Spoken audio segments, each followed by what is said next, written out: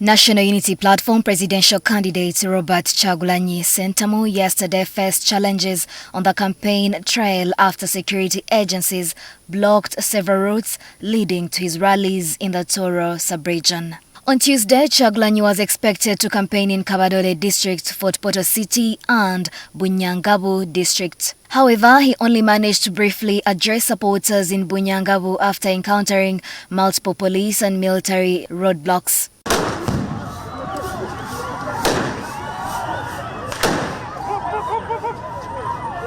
You are police. You can lead me. No. You can follow me. You go with you. But I am not going to take 4 hours to reach my rally. I left Kampala at 3 a.m. in the morning. I have not campaigned because you blocked all the roads. Let's go to the vehicle. No, sir. Put me in the police vehicle and guide me to the rally. And remember that outside the world is watching.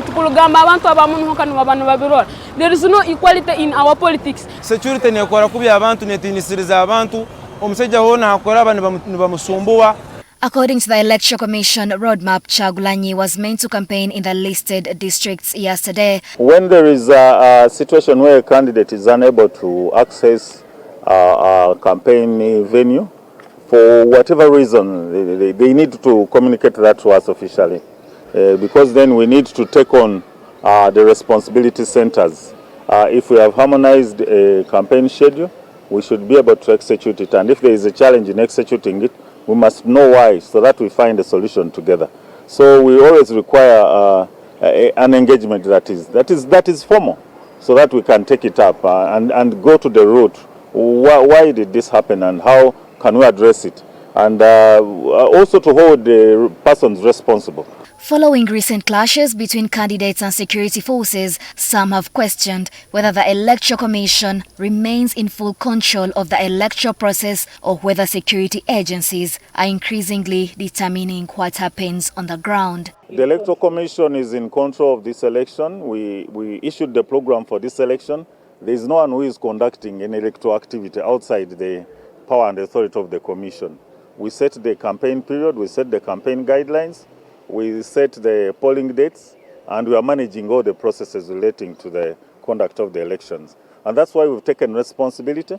Where there have been issues of concern, we've come out and taken them on, and then engage the responsibility centers on that. Meanwhile, some stakeholders have criticized what they call double standards in the way political actors are handled by security agencies. They say that the ruling NRM and opposition candidates should be subjected to the same legal standards, noting that abuses by state actors often go unchallenged while opposition figures face harsher treatment. We hereby invite the security forces to desist from acts of political bias as well as acts of impunity.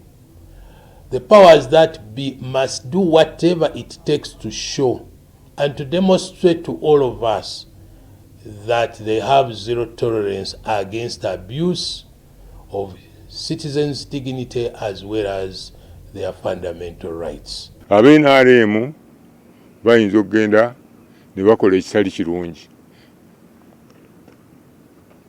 abandi bakutteko abakuuma ddembe ne basirika, ab'ebibiina ebirala ne bagenda nabo bayinza okukola ebitali birungi, sikigaana, naye bo babikola babugumukirako ne babakuba tiyaggaasi biki kye batakoze ku bali. Some also compared the current security environments to the eras of Idi Amin and Milton Obote, saying that the brutality witnessed today suggests that little has changed. Era n'abaawule bangi, abakulu b'amakanisa bangi, amazima g'abalema bayogera ku bintu ebirala ng'abantu bali awo basafaringa tebakyogerako.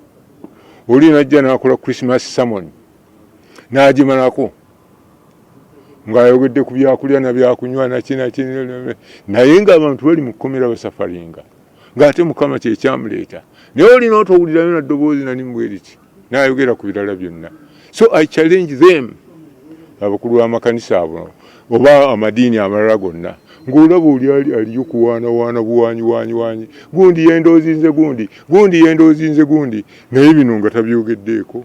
He adds that Uganda risks experiencing unrest similar to that seen in Kenya and Tanzania during previous election periods. We don't want it to happen, but you cannot stop young people. The guns won't stop them. The guns won't stop. The tear gas won't stop them. Each time they are tear gassed, the situation gets worse. And I think they had better desist from tear gassing people and using brutality. The religious leader and lawyer also said that leaders should know when to retire. He acknowledged the government's achievements, but said that remaining in power for too long has created frustration among citizens. As a matter of fact, these people, when they came in 1986, they were telling us, you see, it is which are Uganda is because, people don't want to retire. Leaders don't want to retire. They are doing the same thing. That's what I'm seeing. I was there when they are saying it. I was an adult. You see? People don't want to retire. Are people not wanting to retire?